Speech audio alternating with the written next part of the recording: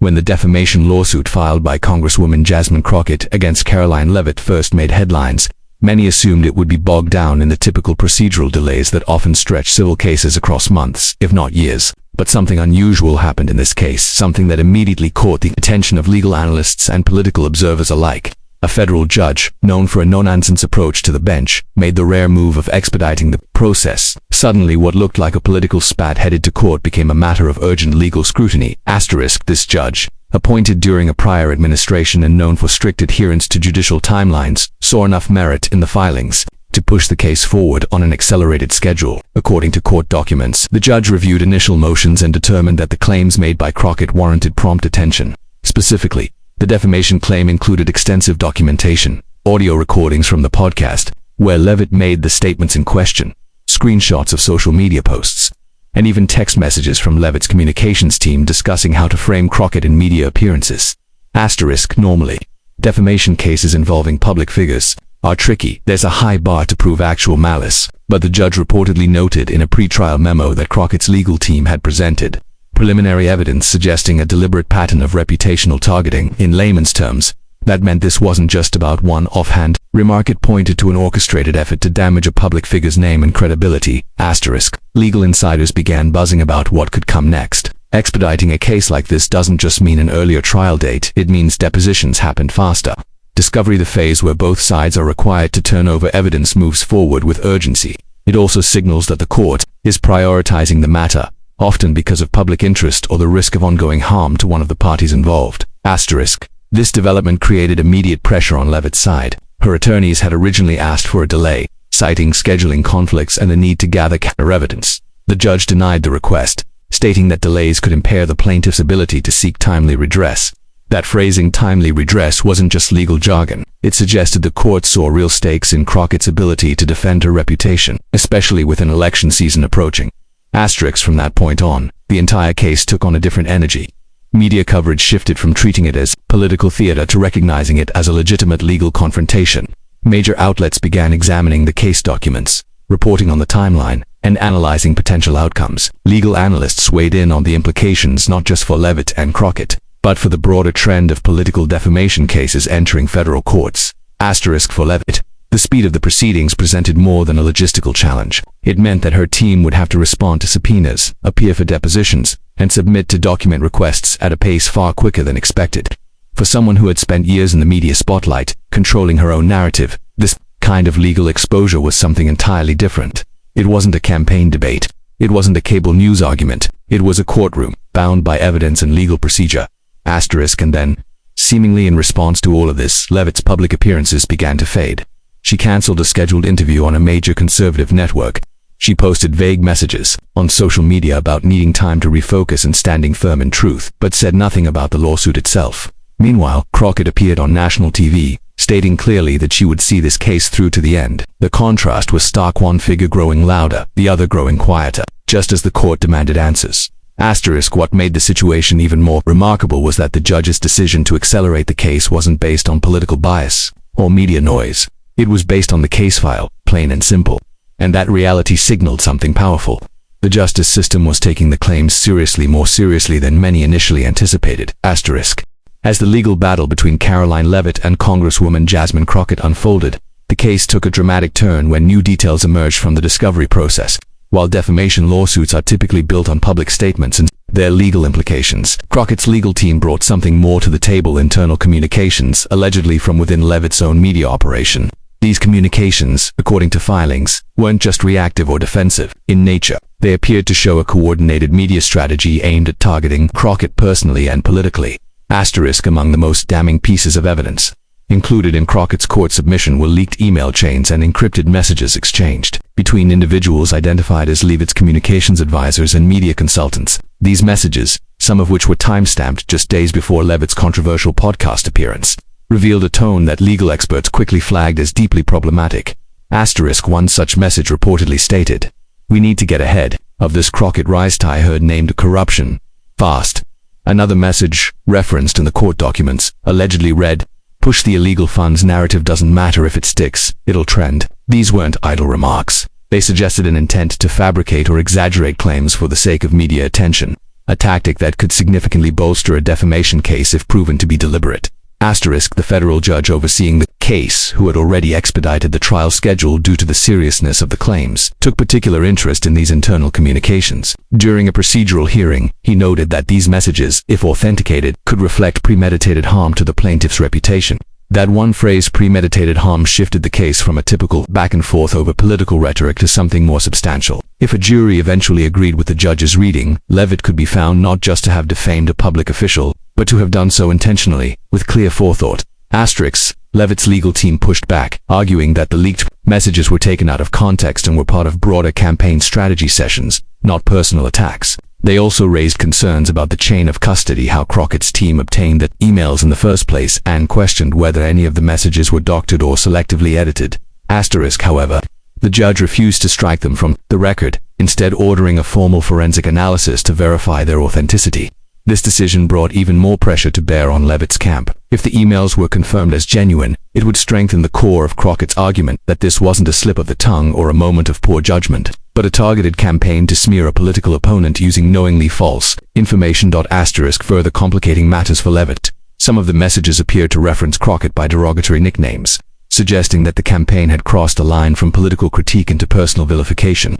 One line, in particular, drew public outrage. "If we can't beat her policies, we can bury her character." That message, according to Crockett's lawyers, underscored the entire motivation behind the defamatory remarks Leavitt made on the podcast and repeated in multiple interviews. Asterisk, the judge's tone during subsequent hearings grew more pointed. He questioned why someone with Leavitt's media experience, having served as a communications director at the White House, would not exercise more caution when making unverified claims in public. He also asked why, after the suit was filed, Leavitt made no attempt to retract or clarify her statements, something that courts often view as a sign of accountability or lack thereof. Asterisk, legal analysts following the case began noting that the internal strategy documents, more than any public statement, could determine the trajectory of the lawsuit.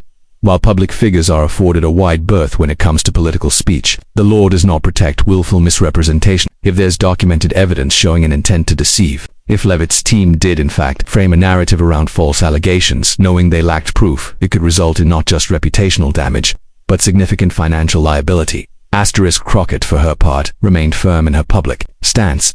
In a CNN interview, she said, "This wasn't a miscommunication, this was a planned attack, and now we have the receipts." Her confidence seemed to grow as more of the court filings became public, while Leavitt's public silence became even more noticeable. Asterisk, all of this raised serious concerns about the boundaries of political media strategy and how far operatives are willing to go to discredit opponents. With a judge already showing interest in the intent behind the communications, the case no longer hinged solely on what was said, it now focused on why it was said and what had been planned before the first word ever hit the airwaves. Asterisk, in the weeks following the announcement that a federal judge had expedited Jasmine Crockett's $80 million defamation lawsuit against Karoline Leavitt, observers began to notice a clear and rapid shift in Leavitt's public behavior. Once known for her frequent appearances on conservative talk shows and her bold presence on social media platforms, Leavitt gradually began to pull back. The confident, often confrontational tone that had characterized much of her media work seemed to vanish, almost overnight, and for many who had been following the case closely, the timing was difficult to ignore. Asterisk, before the lawsuit picked up momentum, Leavitt had maintained a steady presence across conservative news platforms. She was a recurring guest on political shows, regularly published RPDs, and used her social media accounts to weigh in on trending political topics. But after the judge's decision to fast-track the case, and particularly after the court accepted internal strategy documents submitted by Crockett's legal team, Leavitt began to withdraw from the spotlight. Asterisk, her regular social media posts, which had previously been full of political commentary, talking points, and engagement with supporters, began to dry up. Her once daily stream of tweets turned into sporadic retweets of generic conservative causes, followed by cryptic posts about trusting the process and staying strong through adversity. For someone who had built a personal brand around being vocal and unfiltered, the sudden change in tone was glaring. Asterisk, it wasn't just online. Bookings for interviews started to mysteriously fall through. Leavitt canceled a scheduled panel appearance at a major conservative conference in Florida, citing logistical issues, despite being listed as a headliner just a week prior. One television network confirmed that Leavitt's team had requested to postpone indefinitely a sit-down interview that had been confirmed months in advance. Behind the scenes, producers noted that her media reps had gone quiet, and even her usual press liaisons were suddenly difficult to reach. Asterisk, the silence created a vacuum, one that was quickly filled by speculation. Analysts and political commentators, they began to wonder whether Leavitt's retreat was part of a legal strategy or something more personal. Some suggested it was a calculated move advised by her lawyers, especially given that any public comments about the lawsuit could further complicate her legal position. Others speculated that Leavitt, who had never faced legal scrutiny at this level before, may have been caught off guard by how quickly the situation escalated and how serious the consequences could be. Throughout this period, the judge presiding over the case maintained a steady, focused tone. He issued additional deadlines and instructed both legal teams to be ready for deposition hearings within weeks. In court documents, he emphasized the need for transparency and consistency, urging both sides to engage constructively in all pretrial procedures. Despite this, Leavitt's team made a second request to delay an evidentiary submission deadline, this time citing travel complications and the unavailability of key staff. The judge denied the request, and then came the reports of Leavitt boarding a flight to Zurich, Switzerland. A freelance journalist spotted her at Dulles International Airport, traveling without her usual entourage. There were no press statements, no pre-trip social media posts, and no explanation from her camp. When asked by a reporter days later about her reasons for leaving the country, Leavitt's legal representative stated that she was on a long-planned personal trip unrelated to the ongoing litigation, and would continue to comply with all legal obligations. But the timing raised more questions than answers. Why now? Why Zurich, a location known for its tight privacy protections and complicated extradition protocols? Even political allies, while publicly supportive, quietly expressed concern behind the scenes. A senior conservative strategist, speaking anonymously to a political newsletter, said, "This doesn't look like a vacation. It looks like someone trying to get ahead of something they can't control." Meanwhile, Jasmine Crockett wasted no time framing the moment to her advantage. In interviews, she pointed to Leavitt's disappearance from the public stage as proof that her legal claims were hitting a nerve. "She's got every platform imaginable, and suddenly she's got nothing to say," Crockett asked in one televised appearance. "If I were being falsely accused, I'd be the loudest voice in the room." With Leavitt now physically distant and publicly quiet, the lawsuit began to take on a life of its own. Legal observers noted that while her absence wouldn't halt the proceedings, it could potentially complicate matters, especially if it raised questions about her willingness to appear in court or comply with subpoenas. The judge issued a statement, reminding both parties that failure to appear at scheduled proceedings could result in legal penalties, including default judgments or sanctions. For Leavitt, the implications of staying away too long were beginning to mount. As Karoline Leavitt's absence from the public eye grew longer and the legal case against her intensified, public reactions shifted from quiet curiosity to outright concern and then to outrage. The American public, already accustomed to the spectacle of political conflict, found itself riveted by the unfolding legal drama between Leavitt and Congresswoman Jasmine Crockett.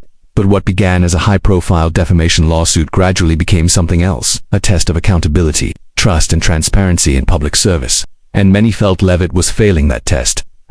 Initially, the reaction to the lawsuit had been split along predictable lines. Supporters of Leavitt accused Crockett of weaponizing the legal system to silence political opponents, while Crockett's base saw the lawsuit as a justified stand against misinformation. But as court filings became public, and particularly after internal communications were revealed suggesting a deliberate effort to discredit Crockett, the tone of public discourse began to change.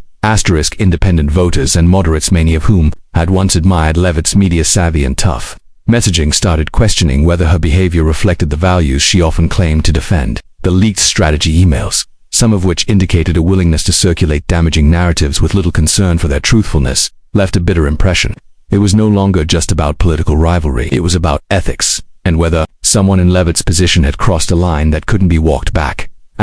Social media erupted in debates over the issue. Hashtags like #WhereIsCaroline and #Leavitt lawsuit began trending, driven not just by Crockett supporters but also by voters frustrated by the perception that Leavitt was evading accountability. Some former supporters even took to Leavitt on pages, expressing disappointment and demanding answers. "I defended you for years," one commenter wrote on a now-deleted Instagram post, "but running away instead of standing up in court isn't leadership, it's cowardice." Adding to the public frustration was Leavitt's complete lack of explanation. There was no formal press conference, no sit-down interview to address the lawsuit head-on. Her legal team issued sterile, carefully worded statements, insisting that she was still engaged in the process and that her travel had no bearing on the case. But those statements did little to stem the growing belief that Leavitt was dodging serious questions. Crockett, for her part, capitalized on the moment with composure and purpose. She refrained from overplaying her hand, instead choosing to highlight the larger implications. "This isn't just about me," she told MSNBC in a measured tone.